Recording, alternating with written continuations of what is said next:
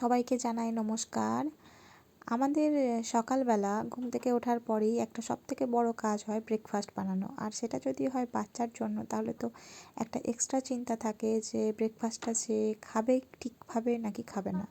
আমার বাচ্চার বয়স এখন 1 বছর 9 মাস। আর ওর জন্য আমাকে একটু ভেবে রাখতে হয় রাত্রের বেলাতেই যে সকালবেলা ঘুম থেকে উঠে ওকে আমি কী খেতে দেবো। আজ ওকে খেতে দিচ্ছি আমি ওটসের একটা প্যানকেক বা চিলা বা গোলা রুটি টাইপের, যেরকম ময়দা দিয়ে বানায় সেরকমই। তো আমি দেশ থেকে নিয়ে এসেছিলাম ঘি, মটন ঘি, তার সাথে গোলমরিচ গুঁড়ো, তার সাথে একটা কলা দেবো, অর্ধেকটা কলা, আর একটু গরম দুধ, আর একটু ভালো গন্ধের জন্য দিচ্ছি এলাইচি বা দারচিনির পাউডারও দেওয়া যেতে পারে। আর চিনি আমি খুব একটা ইউজ করি না বাচ্চার খাবারের জন্য, আমি গুড়টাই প্রেফার করি।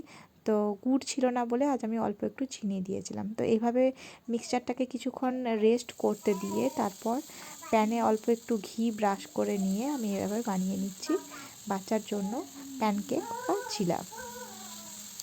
এই বয়সে মানে 1 বছর বা 1.5 বছর হয়ে যাওয়ার পর বাচ্চার একটু নিজে হাতে খেতে বেশি ভালো লাগে। আর আমিও চাই যে সকালবেলা ও ওর খাবারটা যেন পছন্দ মতো খায়। ভিডিওটি ভালো লাগলে পেজটিকে ফলো করে রাখবেন। আমার এরকম ধরনের ভিডিও দেখার জন্য ধন্যবাদ।